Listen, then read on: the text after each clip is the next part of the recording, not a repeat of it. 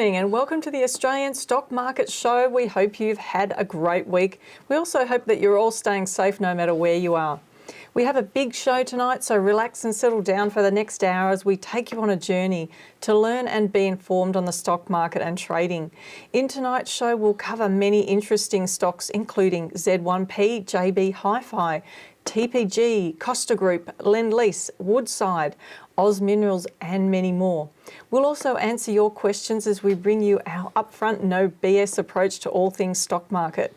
Our main topic for tonight is best dividend stocks to buy in the second half of 2021.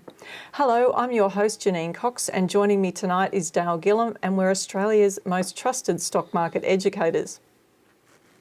Very good. That was Are you well. awake? No, I was just so in awe of what you were doing. I thought it was fantastic what you just did. I was swept away, so I imagine what they're like. It must be tough news tonight for you to say that. Yeah, well, no. Got nothing much to say tonight? I'm just bored with the TV. It's either COVID or it's something to do with the US. I'm glad I'm not the only one.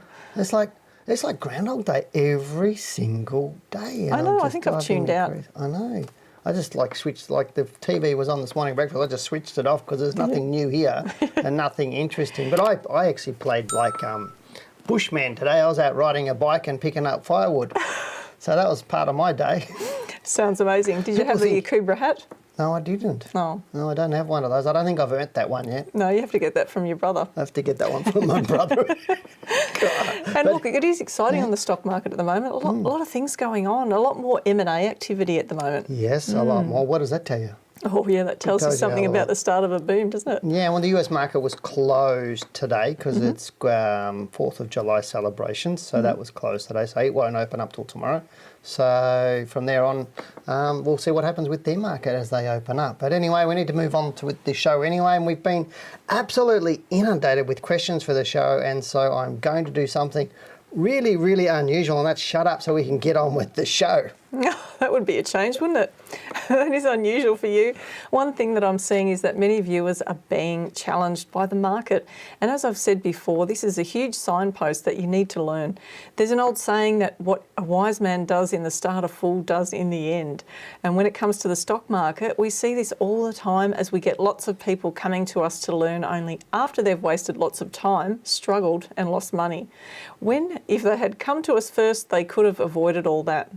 Yeah, Janine, I must say that when it comes to the stock market and especially trading, that what you have just said is basically pretty much 100% correct. Now, I often ask traders if they would give all of their money to someone with their level of knowledge, skill and experience to trade for them. And the answer I get 100% of the time is no. I think, just think about it for the moment, is it wise to know what you're doing before you put your money at risk or after? Now, Dale, before we move on, I just wanted to say that each week we receive some great email questions, and as always, give preference to those who support our channel and subscribe. So before we get into the next part of the show, I'd like to invite you to take a moment to click on that subscribe button now to show your appreciation and support for the team that's bringing you tonight's show. Moving on, it is the first Tuesday in the month, and this means we look at the Australian market. So let's get into the charts. All right, on your screen right now is a chart of the All Ordinaries Index. Now, I'm going to let you talk because I talk about this all the time.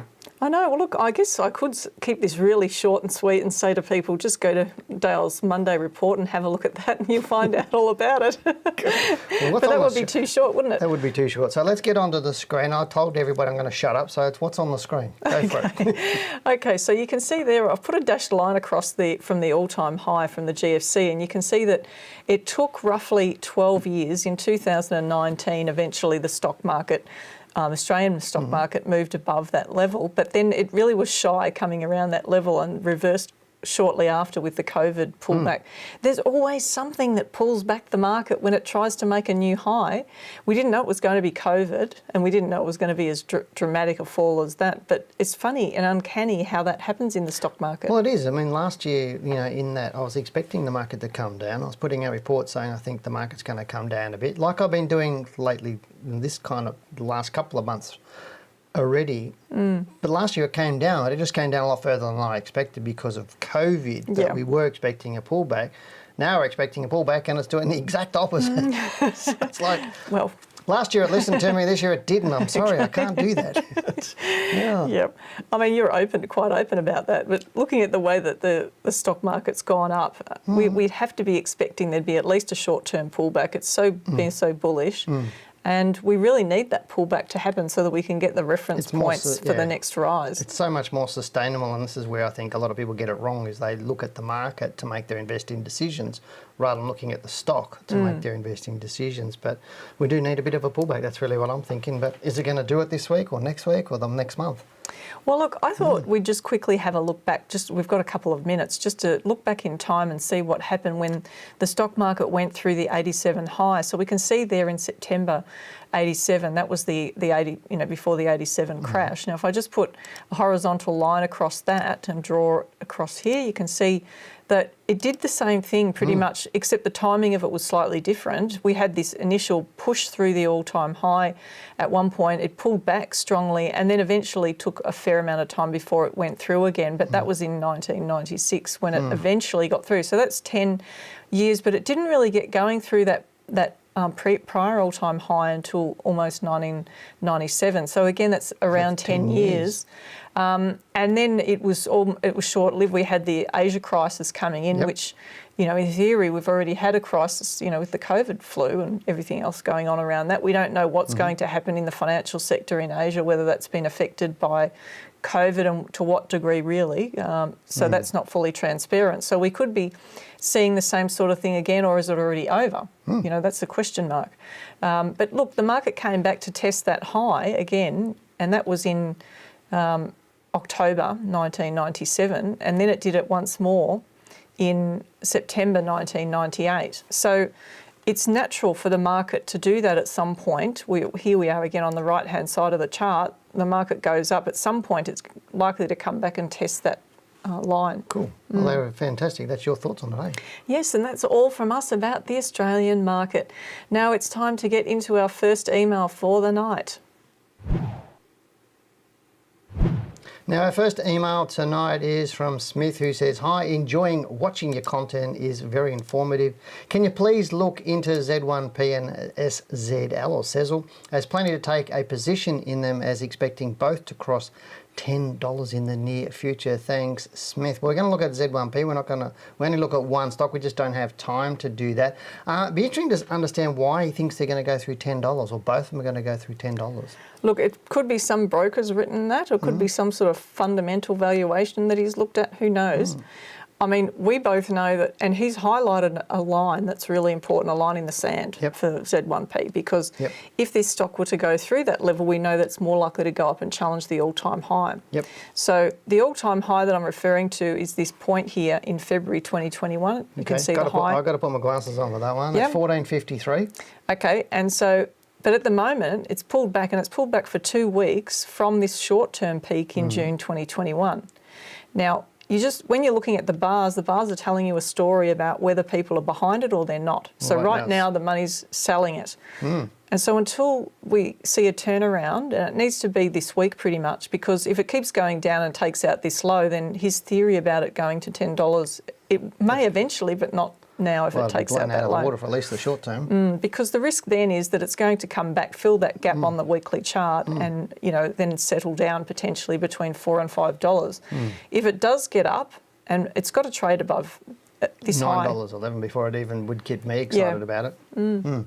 So that's really it for Z1P. Did you have anything else you wanted to say about it? No, I think you've done really, really well. I thought, as I said, I was just interested in why he thought $10. Both of them are going to go through $10. And a lot of people, like you said, they might have just taken a tip or read it in a report saying these have got to go through $10. And I reckon a lot of those reports are just like a lot But a stock doesn't have to do anything. It depends what the market's going to pay for it. And the chart's telling you that. And the great thing about the stock market is it's telling you on a day-to-day basis where the money's going. And brokers want to trade. Want you to trade, so they want you to buy in, regardless. That's how they make their money. So so let's let the market tell us which direction it's going to go in, and then we'll see if it's going to go to $10. Right, that's it for Z1P. All right, we've got an email from Chris. Hi guys, quick couple of questions about charts.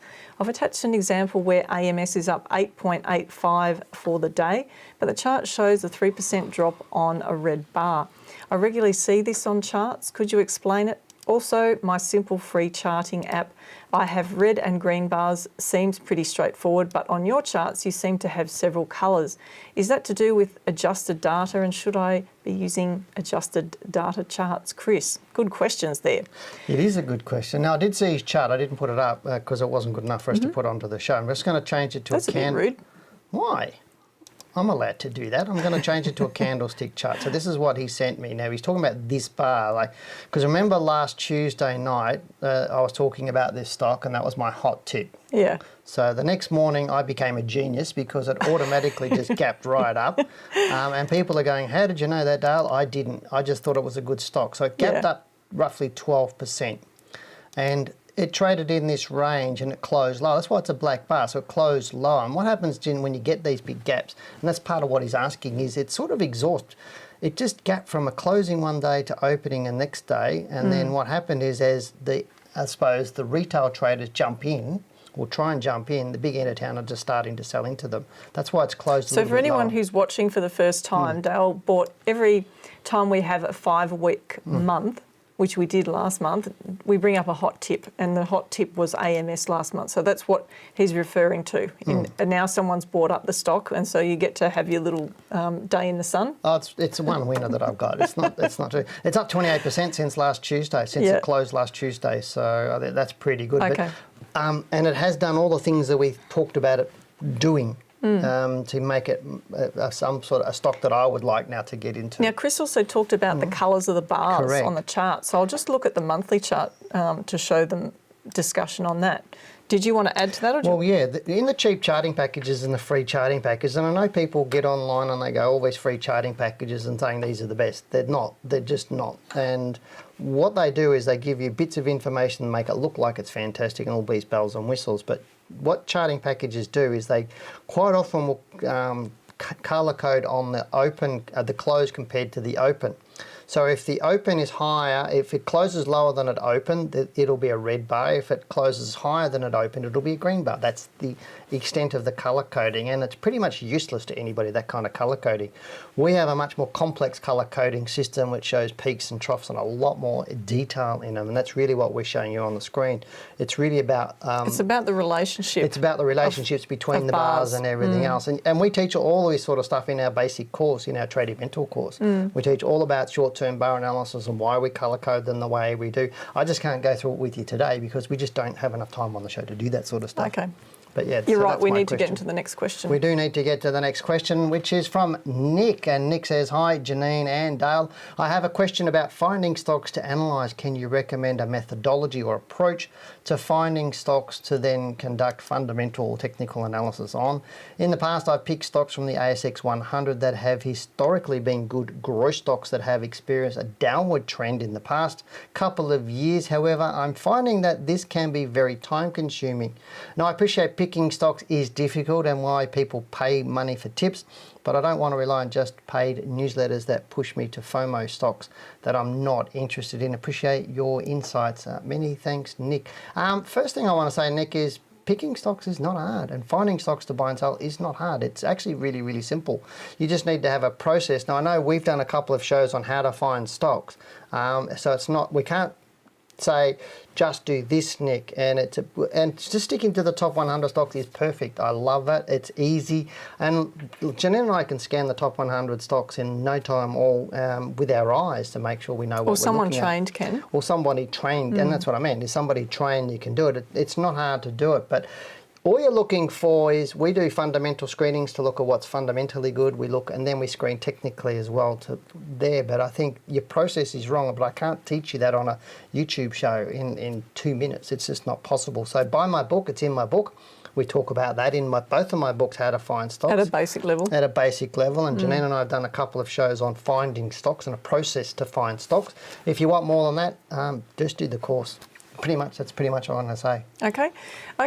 Let's get into the next email we have from Fiona. Great to see another lady on the show. Hello, love your show, and do you think this stock will keep rising? I do know a fair bit about the stock. To me, it's still undervalued, as have lithium around $1 billion NPV, and have recently purchased more land with lithium near Green Bushes with exceptional, she's got highlighted, MVP potential as well. Cheers, Fiona.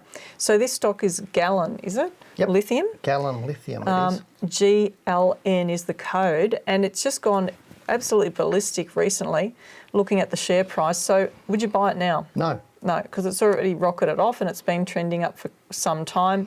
So what would you need to see for it to look like it was setting up for an opportunity? Oh, look, I'd needed to see it go down because that last At least bar, a pullback and then a move back up to confirm it's going up again? It's pretty, with stocks like this, how do you value it? Really, you can't.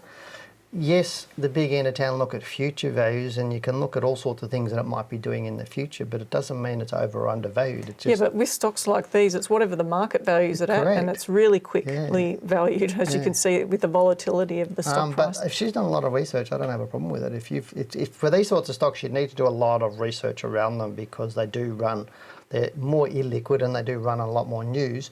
So, but if you've done a lot of research around what it's doing, its profits, you know, what its future you still need to profits are set like. stop losses on it. Just because the fundamentals look good, you've just got to make sure you're still covering yourself. But I just think I'd rather wait to see if it come down a little bit before I get into that one. So, but anyway, thank you for the question anyway.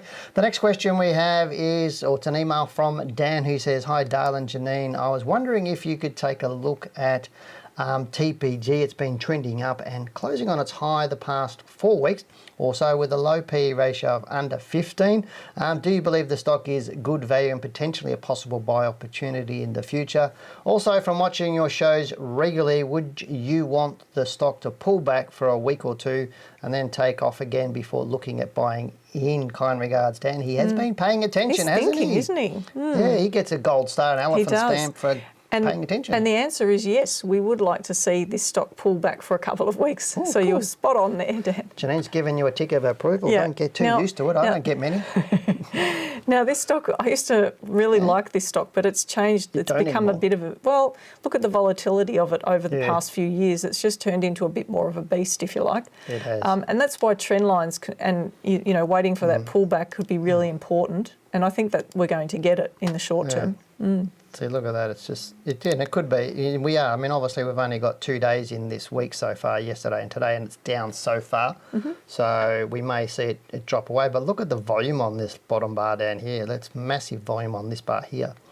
Massive. And it's seen it taken off. But yeah, it'd be interesting to see what happens. Volume's still a little bit higher. But I'm interested to see how far it comes back. Yeah, because just looking at the monthly chart, the real risk is what it does when it pulls back. It's all about how far it pulls back. Yeah, it's a telco. It's a telco. That's not necessarily a dirty word though. I mean, just because it's a telco. I hate ringing telcos. Do you like them? No, look, I mean, they're all challenging. Telstra's a good example, but that's actually turning really, turned up and it's doing really well at the moment. We're happy about that one. Telstra at the moment. Looking at the way it could unfold, I'd say if it fell more than 4 weeks, then it might not be so great for this stock. Yep. Sit back and wait. Just be patient with it because it really has to prove a lot. Okay. Cool. All right, moving on. We've got a question from Joe. G'day, Joe. Good to see you on the show again. Hi, Dale and Janine. Thanks for answering my questions on the show. Can you please explain the offer email attached from Costa Group and cast your view on whether this could be a good opportunity for shareholders? I'm somewhat confused about this opportunity. Thanks, Joe. So I know you looked at the Costa opportunity and you've been interested in Costa for a long time. It's a renounceable rights issue based. It's basically, I think, you've got to take out there's a lot of jargon in that sort of stuff, and I know the brokers put it out, and it's all the proper wording for everything else. But if you click on the links, you can actually go to. I didn't click on the link to go through to the actual full offer, but basically for every, I think it was 6.3 shares you already own in Costa Group, they'll allow you to buy another one at a discounted price to the market. And so you've got different types of ways they do it. Obviously, these are non-renounceable shares. Sometimes you might be able to sell those rights on the marketplace before it comes up. But pretty much, if you want to take up the offer, it'll be a discount to the marketplace. You've just got to, for every, as I said, 6.3 shares you have in Costa, you'll be able to buy one new share.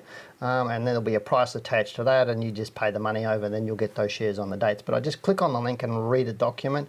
And if you have questions, give them a ring. There'll be a help number on there. Now, the institutions took it up and they're fully subscribed to it. Now they've got the retail entitlement offer this month. Yeah. What's interesting is how the stock price actually pulled back to the level that they were discussing. So, and that often happens with these rights offers. So But it's also interesting to have a look at the Costa Group Holdings rights offer as well. Look at the actual issue. You can see what's gone on. So I'll just squash up the weekly chart so you don't have to get your binoculars out to see this. But looking at this, you can see it's just traded sideways and all of a sudden dropped down. We're now seeing it trading. The rights trading on the there you go. What was that? The 9th of July. Yep, 27 cents. Yep, that's week ending 9th of July. So that's this week, and we're seeing it at 27 cents. So you can sell those on market. Yep. Now, obviously, the people who sold them up here have done a lot better because that was when it first went onto the market. And this is the decision that people get stuck on. They sort of procrastinate and wait and then miss out. So it could be because people want to take up the additional shares. If you only had a small proportion of your portfolio in Costa, then it would probably make sense if you were wanting to continue to hold it to take up those extra shares. But if you didn't and you had a full position, then you might just decide, look, this is money for jam, I'm going to take some. I'm just going to take it, sell the rights. But the stock has fallen, so if you were below your buy price when the stock's trading down, you might also then think it's time to sell and take some money off the table because I'm in a loss. Okay. That's another thing. So that just coming back to the Costa share though, do you think it's going to go up from here? At this point in time, it doesn't look like it. Well, the challenge then is that because institutions and the retail have picked up the shares in the entitlement, then whoever was going to buy Costa, are they still going to buy more? That's the question. Probably not, I'd say. But I'd say they will, but it'll just take time. I still like the chart. I like the fact that it's done what it's done as part of the rights issue. Technically, you'd have to say that could then set it up, but it's then got to get back above this high here. So just quickly, I'll just cover off this final point. Well, you're really wanting to help. It's got to get above this high of 354 before we know it's going up again, and that's the challenge with it. Okay. All right, it's time we get into tonight's topic, best dividend stocks to buy in the second half of 2021. Are CBA and ANZ on that list? Late last month, banks in the US announced that they will be paying extra dividends this year as the regulator relaxed requirements in the sector. Now, you will have heard me make mention of the way the Australian financial sector follows the US. So it's expected that the Australian banks will follow suit with higher dividend pay ratios in 2021. It is interesting to look back to the events of 2020. Banks had made provisions for the worst case early in 2020 with COVID, and in July 2020, APRA, the Australian Prudential Regulation Authority, updated earlier guidance for the sector and stated that for the remainder of 2020, company boards should seek to retain at least half of their earnings when making decisions on capital distributions. So banks were able to stockpile a lot of cash in 2020 as they prepared for loan losses and a recessionary environment. However, the banking system and the economy has proven to weather the COVID storm quite well. And now Aussie banks are sitting on strong balance sheets and lots of cash. Well, lots of cash. I like that. Now, this extra cash could be returned to shareholders in larger dividend payouts in 2021 and in the form of share buybacks and capital returns, and there's pressure on banks to pay up. Now, Reuters reported Australia's Big Four are likely to return around $15 billion to shareholders over the next 2 years. Now, banks are not the only stocks that will pay out good dividends this year and next. Now, however, they do rank really highly on our list. Now, in a moment, we will share with you our view on the 5 best dividend stocks on the Australian market, and you'll also hear our thoughts on whether Commonwealth Bank and Australian, or the ANZ Bank and other Big Four banks are in the top 5. Now, best dividend stocks that you might like to buy in the second half of 2021. So I think let's look at the charts, hey, Janine. Let's. Now, here is a watch list, right? So we're not actually, normally when we look at these watch lists, we're looking at what the movements in the share price are, but we're looking at the dividend. Now, this is the dividend yield for the last fiscal year for these companies. So we can see that with Fortescue, we've got a massive figure there, around 12%. Stockland, normally the market average for dividends, as you know, is usually around 4%, 4.5 in some markets. 4%, depending on what but it at is, the moment, it's actually down to 3. Oh, okay. Right, so it's dropped really low. So that, and the banks have got to have a lot to do with that, obviously. So when you've got a situation where banks have paid out such low rates to shareholders, all of a sudden you know that at some point that's going to turn around and it's going to go the other way. Well, you would have thought the low dividend yields of late would have been companies just dropping their dividend yields or holding money back just in Well, case. the share price has gone up as well. Yeah. So you get the effect of the share price rising, that's reducing the yield rate that's quoted, and then you've got the fact that they're paying out less. To me, it would have been a natural thing. I mean, obviously, APRA said to the banks, hey, hold some money back. But as a chairman or a board of a big company, let's say BHP, for example, you'd be looking, okay, is the economy going to do well during this COVID shutdown, et cetera, et cetera? What do we need to do as a company for good money management, so to speak, for want of a better word of saying it, where we're protecting if we have a downturn? How do we know that we're going to survive the downturn? And there would have been lots of companies saying, well, hang on, let's keep some more money back. So there might be a lot of companies sitting on extra cash right now that may be wanting to return it to shareholders now that things are turning around and things are moving. Yeah, I guess what concerns me a little bit about the banks releasing too much of that money is the fact that at some point, whether it's over the next few years, that it's always the way after a big correction like the GFC, you see all the regulations tighten up after the correction happens. After the correction. Then halfway through the cycle, you see, regulations relaxed. And then in the second half, they really wind them back, right? Where they shouldn't be. They should actually be winding it up. So in effect, I think that we should be really, with the banks, they should be preparing for that and not unwinding everything coming into the next, 4 years, say. But it's good that they're going to start releasing some whether it's through corporate actions or capital returns and dividends. Now, I back to know shareholders. in a past live show, we did a show on dividend yields, and we're talking about, a high dividend yield is not necessarily a sign of a good stock. Yes. And you should be buying on a high, specifically on a high Because that dividend. could be a company trying to attract people to take up the stock when the share price could actually be falling. Yeah, the share price The miners could be have done tanking. that in the past. Absolutely. But at the moment, I mean, they're printing money for jam, aren't they? So effectively, they're able to pay out much higher rates. Yeah, they are at the moment, which is good. So Fortescue's paying, you're saying, around 12%. So Stockland's paying around 7%, and Spark Infrastructure around 6%. So they're pretty good dividends. They are. Look, I mean, we've got a really mixed bag here. If you're looking, I guess if you're really looking for high dividends, you want something that's above the market average.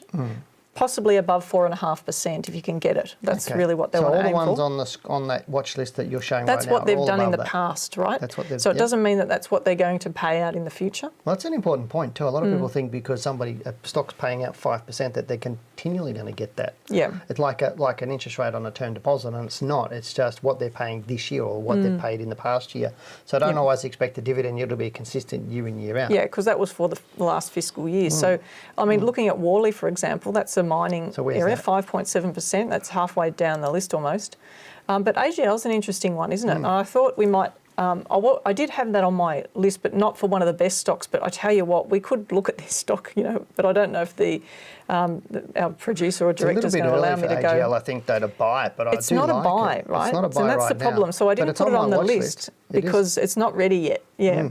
But looking at definitely the real estate type stocks, you would look for those sorts of stocks for the best dividends. At the moment, some of the mining stocks are doing okay, but I think that at some point they're going to change that because it's not historically normal for a mining company to pay such high dividends. They need to be putting the money back into the growth of the company and then drop that dividend down to more the market average, I think. So I believe that's what will happen with a lot of those mining companies. I think with Telstra, we bagged Telstra for a long time, but it did turn around eventually. And we like Telstra, but even some of these other stocks like Aurora, Harvey Norman is another one that has paid a reasonable dividend. But you need to really look at what they're doing in the future, like not just look at what they've done in the past. It's hard to bag a Telstra when it's been going up so well lately and it's paying a 5% dividend yield. Yeah, I know. And look, some of the banks are not actually ranking at the top of this list, which is interesting. So if we scroll down, we can see Macquarie's down here at around 5. So of course, the banks, because they had lower payout ratios and they dropped their dividends, are down lower in the list. And you've even got Suncorp down here as well.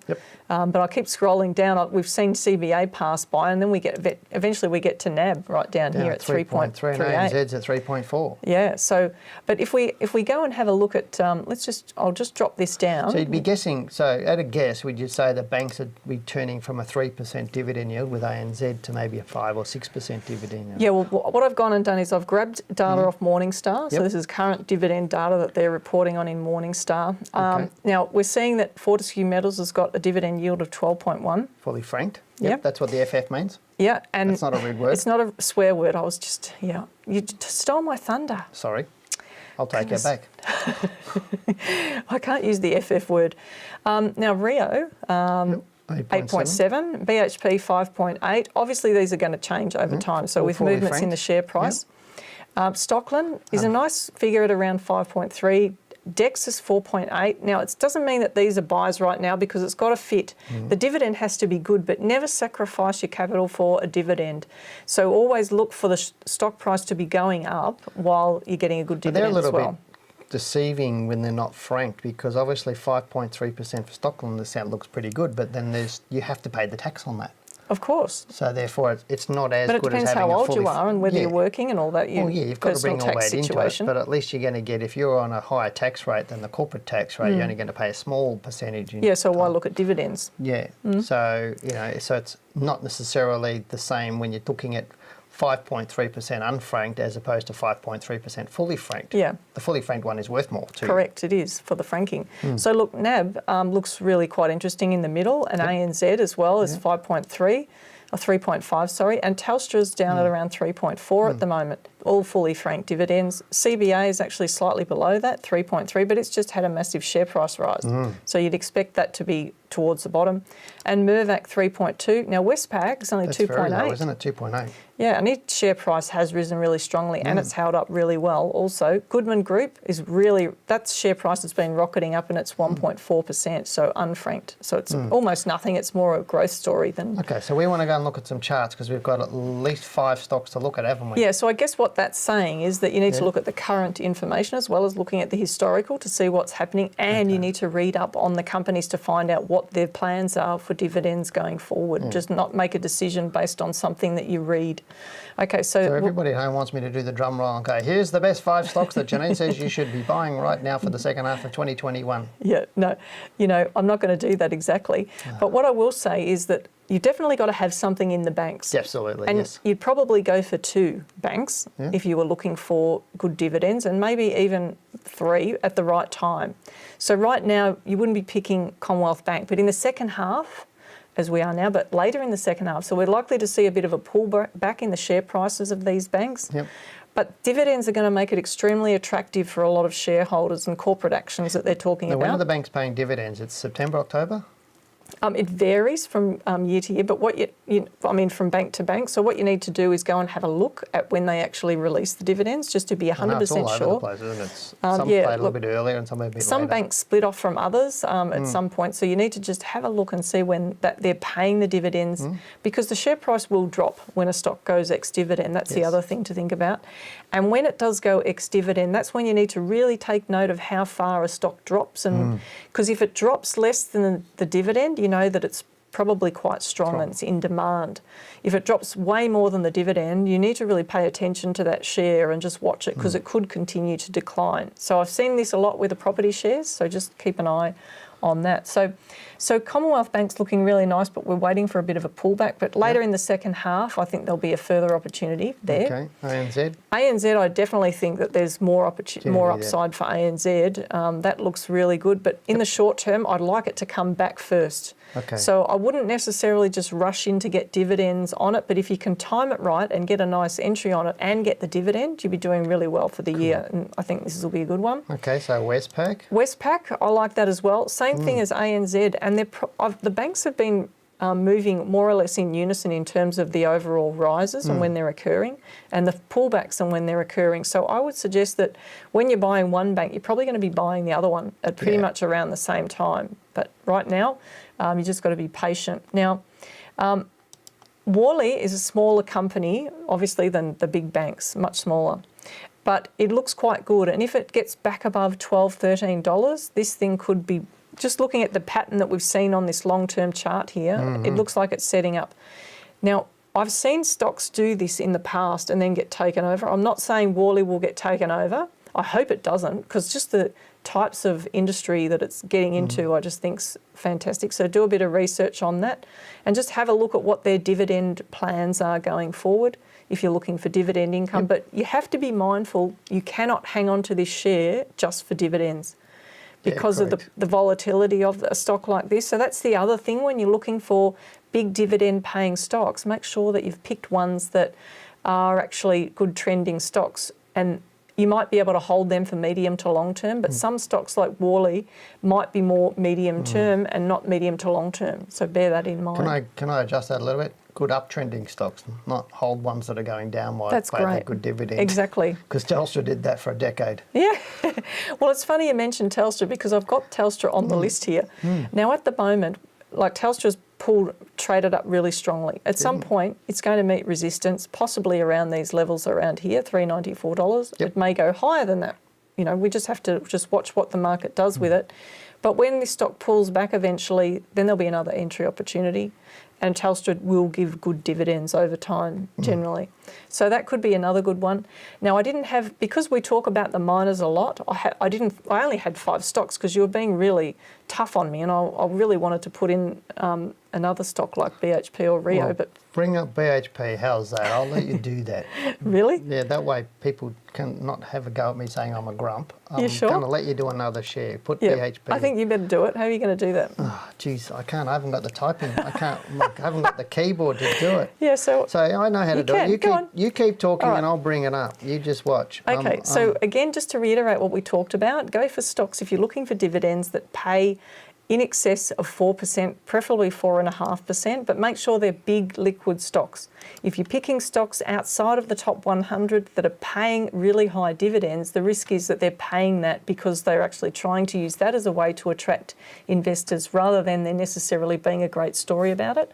Also remember that as the share price changes, the dividend yield's going to change, and that could skew what you're thinking the company's going to pay out, because we've seen in the past when Telstra was falling, the dividend yield was really quite huge, but then of course Telstra just adjusted their what they were paying out in dividends, and of course the yield dropped down again. So you just have to be mindful of the different machinations in the market and how all that works. So I would say have a number of stocks across different sectors, but if the mining stocks pull back, then there will be another opportunity to look for one of the big miners. But FMG, Rio and BHP have all been trading sideways over recent weeks, and they've been setting up for the potential to go higher, but they haven't yet confirmed that. So there could be some downside, and that's the risk with it. So you just have to let the market confirm that. But it would be good to have one of those big miners in your list of big mining stocks that have good dividends. So here we go, we've got BHP Group. Now, the thing that looks really interesting right now about BHP is it's sitting above the all-time high that was back in the GFC and the high that occurred before the mining correction that we saw in 2011.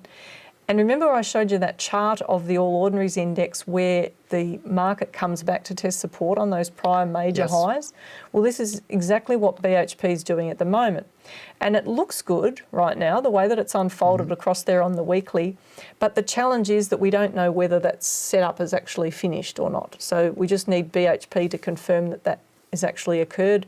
I'd like to see it back above $50, but we just need to be patient and see if that happens rather than chasing the stock for the dividends. I wouldn't do that. So to sort of wrap it all up in a nice little bow, you're not saying all of those stocks you said, they're not a buy today. Correct. They're a buy in the second half of 2021. Yeah, so the idea is to have a watch list of stocks, right? So you have this watch list of stocks that you think are good dividend stocks that fit your criteria. So what some people do is they go and do a scan and search for which they can do on some websites for the biggest dividend paying stocks and then end up with a whole lot of lemons in their list. They do. So what I'm suggesting is don't do that. Go for look at your portfolio criteria. If it is that you said that you were only ever going to trade top 100 shares because you want to be in those nice liquid shares, then only look at the top 100. Yeah. Don't get distracted by the other stuff. And then decide how you're going to, cull that down. You're going to pick some stocks from the property. You're going to pick some from maybe mining, some from banking, which, there's going to be a lot of cash coming up potentially with the banking sector, and just spread the risk across the different sectors as well. It's not hard, and like we said to that other gentleman, about narrowing down the stocks. This is a pretty simple process to do that. You don't need to buy reports and things like that. You just do it yourself. It's pretty simple. But I think it's about time we got back into some more emails. What do you reckon? I think that's it. Go for it. Now, the next email we have is from Julia, and Julia says, "Hi Dale and Janine, I bought Lendlease at $12.51, so down 11.5% in November 2020, and wondering if I should sell Lendlease before my 15% stop loss. In my analysis, a downtrend has well and truly been confirmed. Also, do you think it's likely to go below $10.37? Or the low of last week, as I noticed it bounced back up 5% after it had a large drop. Thanks, Julia." Well, Right. just reading that, what are your thoughts? I'm so glad that she bought up this stock. Yeah, good. Okay, fantastic. I'm Because glad you're excited. It's a really interesting lesson. Now, we thought that given there was all of this money going into the economy, you know, that a stock like Lendlease would be going up. But it's going down. It's going down. But why would you? Why? I don't know why she would buy it in the first place. It just didn't look. Well, it doesn't look like that it confirmed a rule, but then it depends when she actually bought it. Yeah. The actual date she bought it. But, you know, it was going sideways for so long. So it traded sideways from the COVID low. Yep. Went up a bit. It really just didn't get on with it. It just seemed like there was so much resistance going on once it got to this high here in June 2020. It went through it once, but then really struggled and was going sideways. So my concern now is that it's more likely to go down than up. Yeah, but the thing is with stop losses, this is where a lot of people get confused. And I did some stuff on my market report yesterday on stop losses about what I do and why I don't do certain things. So if you haven't seen that, go back to yesterday's market report and have a look, because I don't want to repeat it today because we don't have enough time at the moment. But she's got a 15% stop loss on her buy price, and yet it's proven to be in a downtrend. So to me, when you have a 15% stop loss, that's an initial stop loss on your buy price. It's not one, once the stock goes into profit, then you change your stop loss and you have a trailing one. But if a stock confirms it's in a downtrend before your stop loss, then you would exit it as soon as you can confirm that downtrend, or that a technical level that is before that stop loss. And I can't really explain it in detail to you because I don't know the rules you have and why you bought it and what are the rules. I think it's good that she's actually said, she's put a line in the sand at that low last week and said, well, what do we think if it fell below that? Well, you know, I'd be actually even more bearish on it if it went below that low of last week. And don't get suckered into it's bounced a few percent. You know, in the last couple of days, I'll hang on. And I'm not saying to sell now. All I'm saying is you draw the line in the sand that you're happy with, and then you exit or you hold, whichever one you want to do. So it's not about if we think it's going to go further down. Right now, you're the one taking the risk. Your money's at risk, so you need to be comfortable with your decision. But just so that she's aware, in order for it to look good to us again, the stock needs to actually get above that June high, that week ending, is it the 4th of June or 11th of June? I've got my glasses on, the week ending 11th of June. 1286. It needs to get back above that point before we think it's going to be interesting, or wait for a trend line, which we may be able to get a trend line there at some point. Okay, well, that's it for Lendlease. All right, now we've got a question from Javed.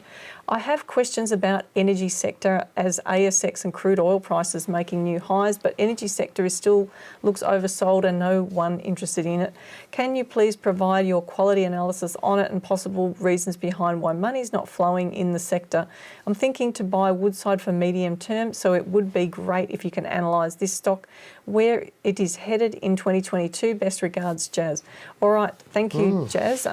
Now, looking at this one, Woodside, long term, it's been in a long-term trend, but it appears the COVID low was the bottom. That's what it looks like, doesn't it? It does, and the energy sector, you know, it took off sort of December, January and early this year, but then it just did nothing. It just did not follow through. Well, it was like the US decided all of a sudden that the energy sector was going up because there's all this talk about what was happening with OPEC. And the next thing, energy stocks spiked, and the Australian fund managers followed because, you know, the computer you know, algorithmic trading just followed suit and went the same way. Looking at it now, though, I would say that it looks like it's attempting to go up again. We really need to see it get above this range around here to confirm that it's more likely to keep rising. So that's what we're waiting for at the moment with Woodside. Yeah, I'd agree with it. And I think the energy sector has been a bit oversold, and I think there's opportunities in that because unlike the US, the energy sector is on the best this year so far, and in our market, it's been the worst this year. Yeah. So therefore, I think there's going to be a turnaround in the energy sector, and this could be one of those stocks. Cool. Yeah. So moving on, there's a question from Manish who says, "Hi Dale and Janine and team, can I please get your thoughts on Oz Minerals? I bought in at around $15 and it just hit my trailing stop loss. But given the volatility of the stock, I'm a bit confused that it is time to get out, or is it just a pullback and the stock will continue to grow? Also, can you use trend lines to trade this stock, as according to me it broke weekly and monthly trend lines? Appreciate your help and support. Thank you, Manish." Look, whenever you get a strong rise like Oz Minerals has given, trend lines are often quite good, but they can take you out early in the trend. Correct. It just depends on the stock and how it's unfolding. But looking at that, I'd agree with him. Looks like it's probably below a trend line at the moment without putting one on there. Well, I'm not even going to put one on there. I'm just looking at that going, it's probably, if I look at that, that's perfect trend line crossing. Yeah. And what we're talking about is coming below a trend line to get into here. So I'd agree with out, the Manish. Yeah, I think I'd agree with him very much. I think you've done really well, mate. Yep. So, yeah. Okay, so didn't want to say he bought anything in else? at $15, so he's made money, hasn't he? He's at $23 at the moment, or around about that. Yeah. So yeah. Yeah, it has to do a lot to turn around and go back up Just again stick now. with your rules, mate. That's why we have them. Oh, all right. The next email we have is from Will. "Hello, Janine, Dale and Janine. Would you please look at 88? It's quite a volatile stock, but has been going nowhere recently. And I was wondering if you see similar opportunities in the chart like Atomos, which you were talking about last week, Will. Is this wishful thinking?" I think it is. Mate, I think you get a crystal ball and start praying to somebody, but it doesn't even look close to Atomos, does it?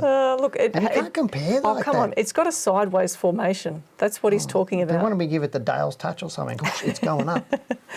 All right.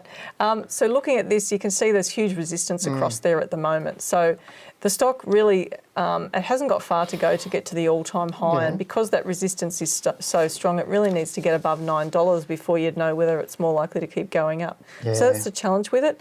But the first step it's got to do is get through last week's high. It is a volatile stock, isn't it? Yeah, really? so if this stock can get through last week's high, that's the first, I guess, the tick box that you would have on it, and then it needs to get through $9 to really confirm that it's going up for the long term.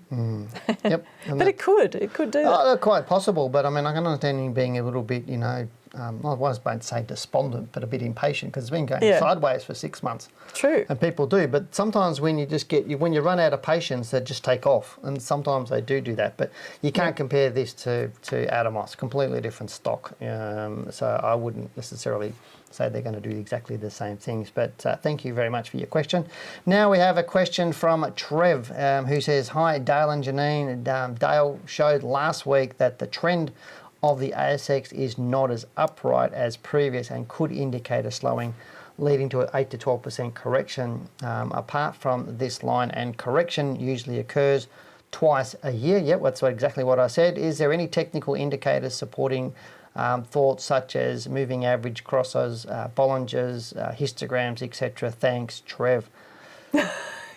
Okay, what do you want me to say? I know.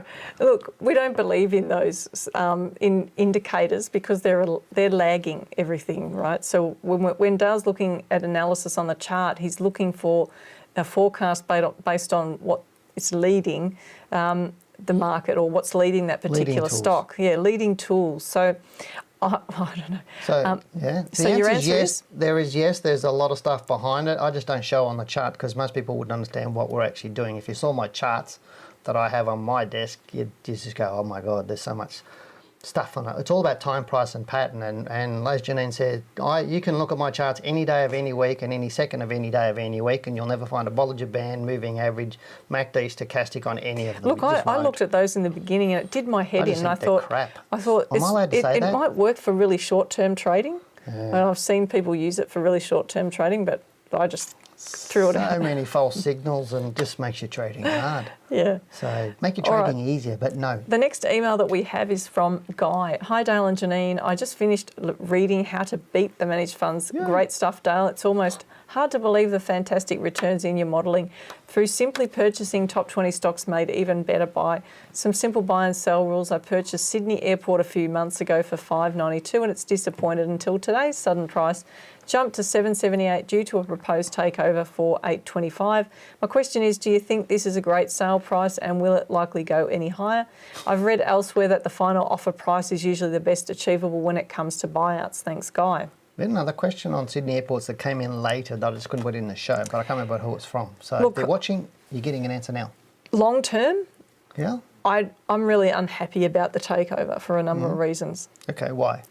One, Just lay it down the line. Lay it out. Give it to them. Because this is a stock that is held in super funds for a start. It's an infrastructure stock. It means broadly that all Australians who have got superannuation are benefiting from this. And when big companies like this go private, we miss out on the future earnings and opportunities that can happen. Now, we've just gone through COVID, but there have been flu pandemics in history. There have been all sorts of wars and things go on, and people thought that things were never going to recover, and they do. So to me, I just think that it's an opportunistic time, and we should not be selling, and boards should not be selling their companies off during these periods. They should be waiting to, get better opportunities when things get back to a more normal. I haven't read anything about this yet because I was flat out today chopping wood and everything else, as you know, and doing my Without your hat. without my hat, without my Akubra, yeah. But did the board say yes, or it's a non-binding? Is it a non-binding offer at the moment? Look, I'm not sure whether the board I think are in favour of it, but I can't remember exactly the detail of whether they're actually going to proceed with it or not. Because once I see a stock in takeover, I'm not interested anymore because we can't trade it. Because we can't trade it. Because a non-binding offer is just like, hey, we're thinking about buying you off, and we're thinking about offering you this much. What do you reckon? The only thing I'm interested in it from is a point of view of all Australians getting a benefit. That's what I'm looking at. And I just think that to sell it off right now, I think it's too short-sighted. Yeah. So wait for the board. If you do own the stock, wait for the board. If the board approve it, then it's probably... But it still has to go through a big process, and it could take a long time to get through and jump all the hurdles before that's passed. Currently, if you own this share and the board says, yes, we're going to take, we think the offer's good, we'll accept it. But what if someone else comes in over the top? They might. And it might take months before you know that. But would you still hang on to it?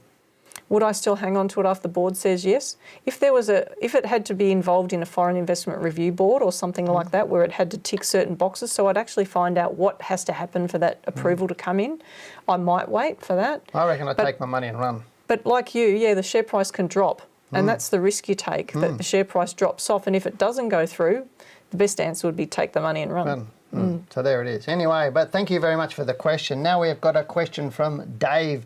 Hello, can I have your technical analysis opinion on the chart for Enero Group Limited, who provide integrated marketing and communication services? Thank you, Dave. Good on you, Dave. Thanks for asking the question. All right, so the can we next go to stock, the chart? which one did you want? Yeah, I don't know. They've integrated, I can't even say the name of it. Enero Group. Is that the one? Yes, that is exactly the one we're looking at. That's the code you gave me, so I put EGG. Eat egg. Egg? Egg. If you like egg. If you get this wrong, you're going to have egg on your face. I didn't want to say that because then he would take that opening, and I didn't want to give it to you, but you gave it to yourself. You planned this, didn't you? God. You've been waiting all night to say that. No, I haven't. I have not. Don't get me in trouble, okay?